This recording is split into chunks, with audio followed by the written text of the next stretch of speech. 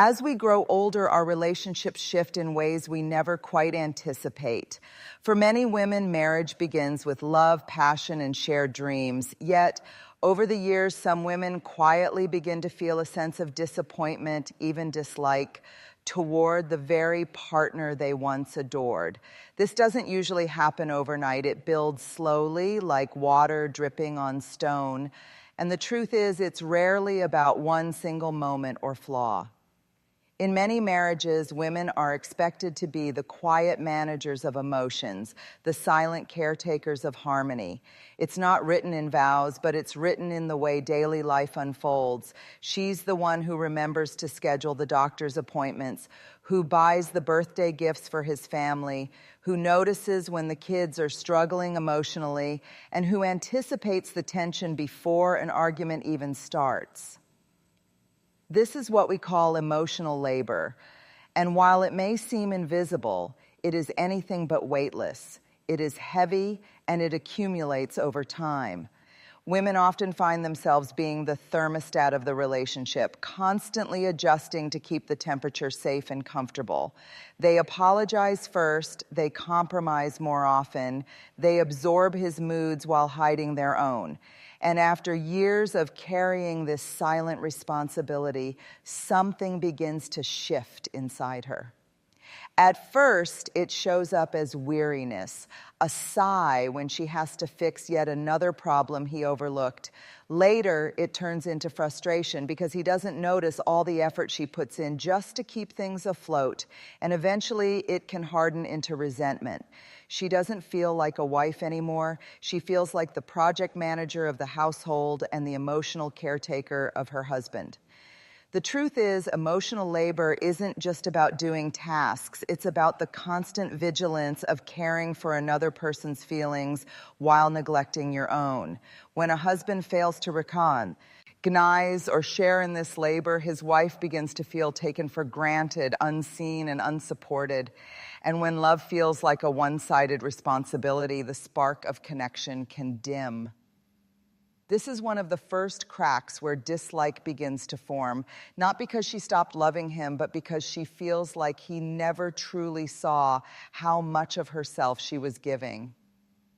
One of the deepest human needs is to be seen, not just looked at, but truly seen. To have someone notice your joy, your sadness, your effort, your soul.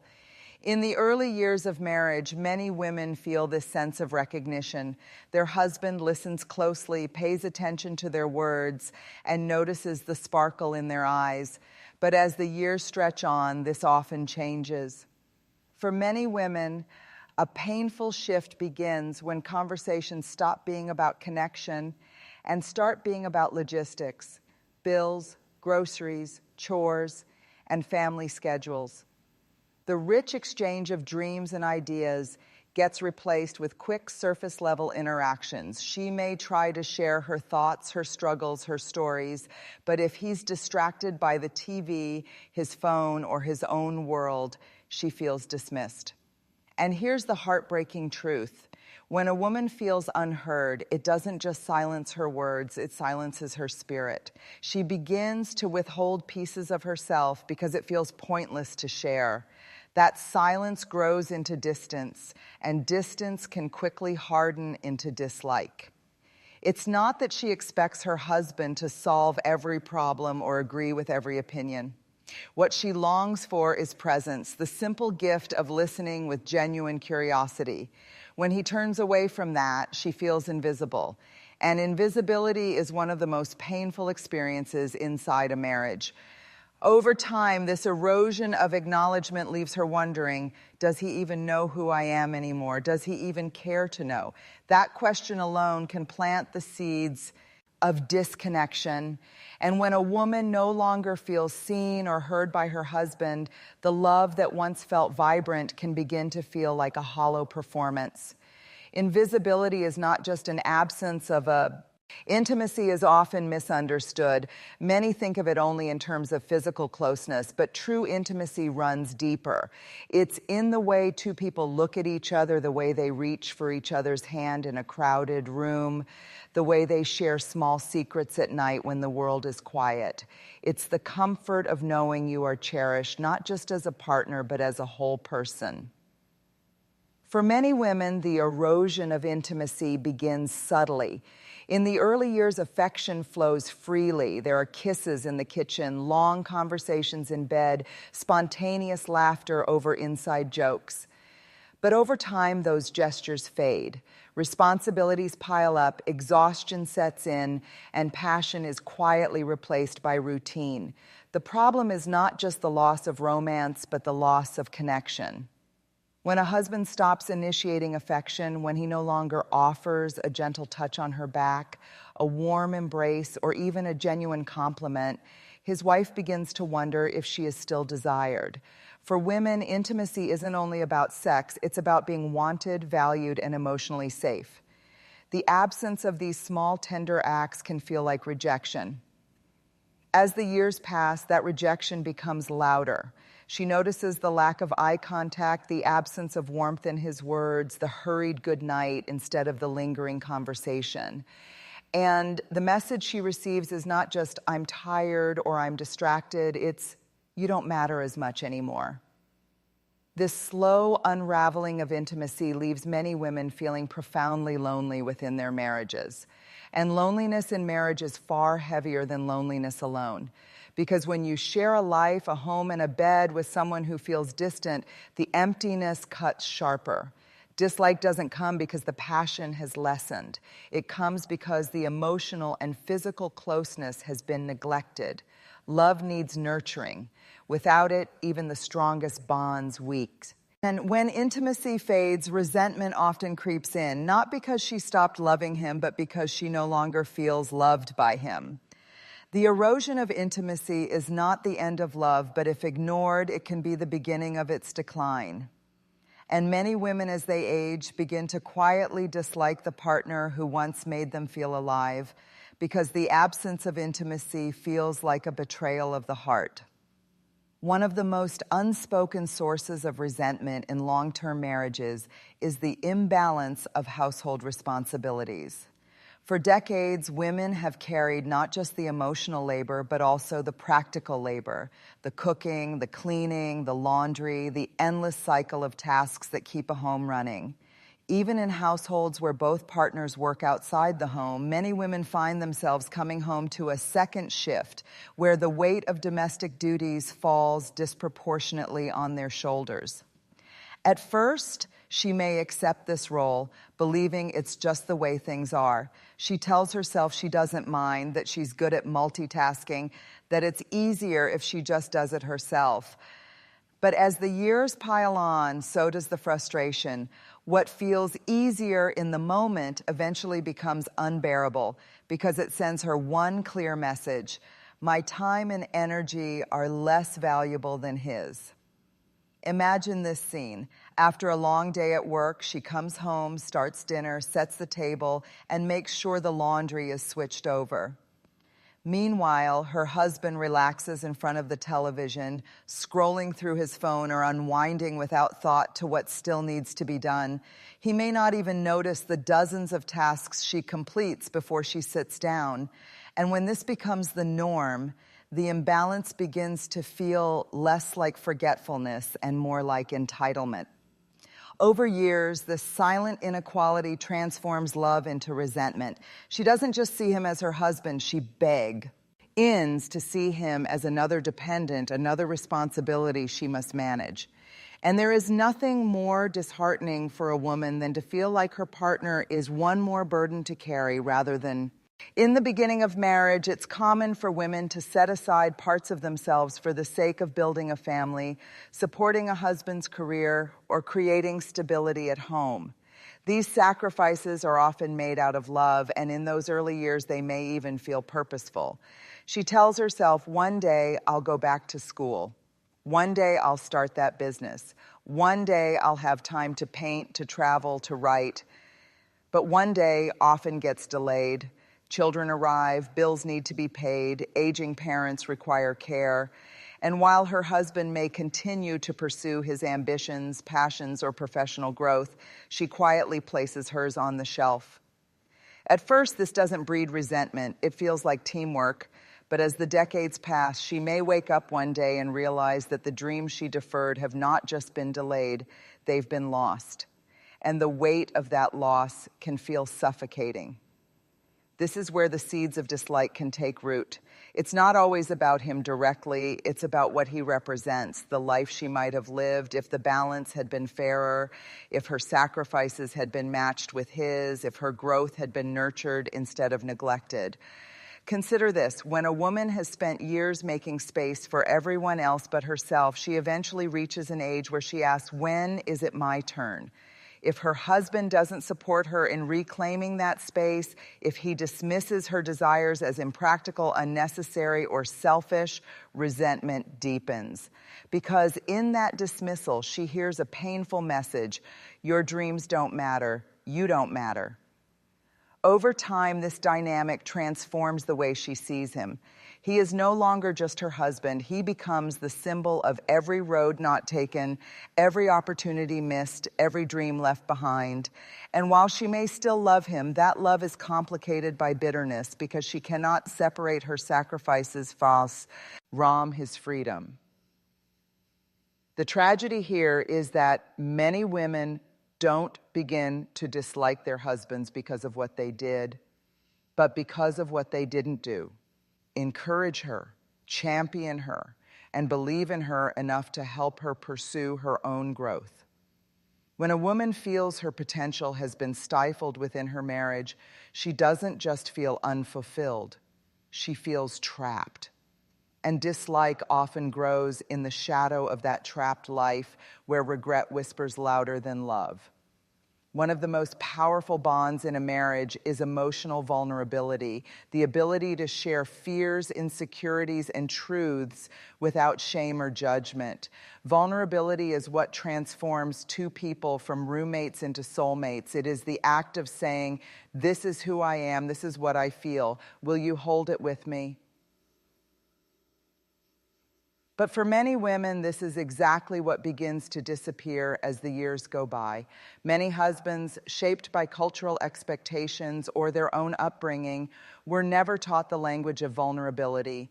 They were told to be strong, to hide their emotions, to avoid showing weakness. And while that armor may have served them in the world, it becomes a barrier inside the marriage. Over time, this silence begins to feel like distance. A wife may try to ask how he's feeling, hoping to connect, but if he brushes her off with, I'm fine, or changes the subject, she's left alone with her own feelings. She may open her heart, confessing her struggles or fears, but if his response is to minimize, fix, or withdraw, she feels unheard and unsupported. At first, she might rationalize it, that's just how he is. But as the years pass, the emotional gap between them grows wider.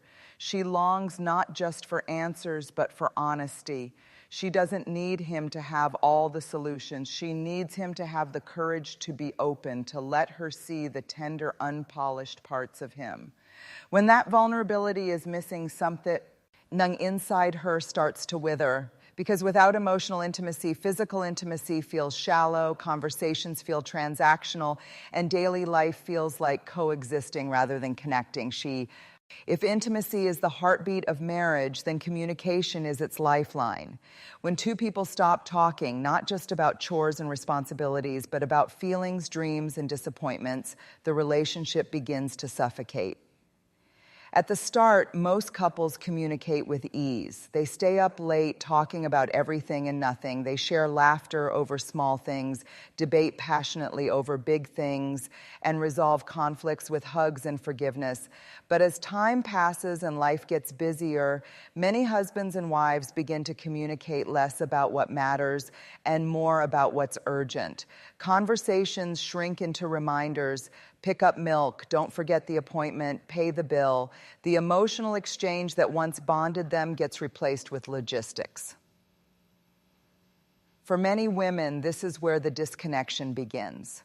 When they try to open up about their feelings, whether it's sadness, loneliness, or frustration, they're often met with defensiveness, dismissal, or silence. And silence in a marriage is never neutral. Silence becomes a wall, a signal that her inner world isn't welcome or worse, irrelevant. Sometimes communication doesn't stop, it just turns toxic. Arguments repeat in circles with no resolution. Small disagreements escalate into shouting matches. Or worse, they're swept under the rug, never to be spoken of again, leaving wounds unhealed. Women often report feeling like they're speaking a different language, trying to explain their needs while their husband hears only criticism, not vulnerability. This constant breakdown creates emotional exhaustion. She begins to wonder, what's the point of talking if he doesn't listen? What's the point of sharing if he doesn't care? Over time, she stops trying, and when words disappear, so does connection. The painful truth is that dislike in marriage rarely comes from one explosive fight. It comes from years of unresolved misunderstandings, unspoken apologies, and conversations that should have happened but never did. It's death by 1,000 silences. Communication is not about who's right or wrong. It's about whether both people feel safe to be heard. And when a woman feels that her words don't matter, that her husband doesn't care to hear her truth, she doesn't just feel frustrated, she feels abandoned in the very space where she should feel most secure. This is how women, as they get older, can start to look at their husbands with irritation, even contempt. Not because they stopped loving them, but because they no longer feel like partners in dialogue. They feel like strangers living under the same roof. Love doesn't vanish overnight. It fades when it's starved of recognition. One of the most common reasons women begin to dislike their husbands as they grow older is that they feel taken for granted. It's not always intentional. In fact, most of the time it happens quietly through years of routine and familiarity, but its impact is anything but quiet.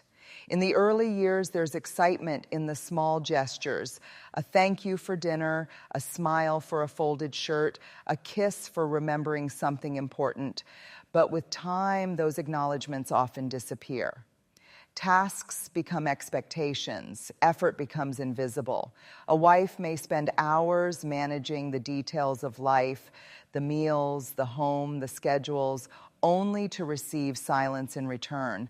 Not because her husband doesn't care, but because he assumes she will always do it. And here lies the painful truth. What is assumed is rarely appreciated. For women, this absence of gratitude cuts deeply. It's not about needing praise for every little thing. It's about being seen. When her contributions are overlooked, when her sacrifices are unnoticed, she begins to feel invisible in her own home. Over time, love begins to sour because no one wants to pour into a cup that never gets refilled. The danger of taking each other for granted is that it shifts the dynamic from partnership to expectation. Instead of saying, I appreciate you, the unspoken message becomes, this is your job. And when love feels like obligation instead of choice, resentment grows. Women often carry this in silence for years, but eventually it spills over. She may start to feel irritated at small things, his habits, his presence, his lack of awareness, not because of those things alone, but because they symbolize the larger truth. He doesn't value me anymore. Appreciation has died. When we ask, why do women start to dislike their husbands as they get older? The answer is rarely a single event. It's not usually about one fight, one forgotten anniversary, or one careless word. It's about the slow accumulation of moments where love was not nurtured, where partnership was unbalanced, where gratitude was absent, and where intimacy was neglected. Dislike doesn't emerge out of nowhere. It grows quietly, in the silence when she feels unheard, in the loneliness when intimacy fades, in the exhaustion of carrying the invisible weight of the household, in the ache of dreams deferred, and in the sting of feeling taken for granted. But here is the hope. Dislike does not have to be the end of love. Resentment can be a signal, a call to attention. It's the heart's way of saying something is missing. Something needs to change. If husbands and wives are willing to face that truth with courage, to rebuild communication, to share the weight of responsibilities, to show gratitude daily, to nurture intimacy, and most of all, to be vulnerable with one another, then healing is possible. Growing older together does not have to mean growing apart. It can mean rediscovering each other, rewriting the story, and choosing again and again to love with intention. Because the truth is, lasting love is not built on autopilot. It is built on daily acts of respect, appreciation, and courage. So perhaps the better question is not why do women start to dislike their husbands as they get older, but what can both partners do starting today to keep love alive tomorrow? Because in the end, the marriages that endure aren't the ones without cracks. They are the ones where both people are brave enough to repair them,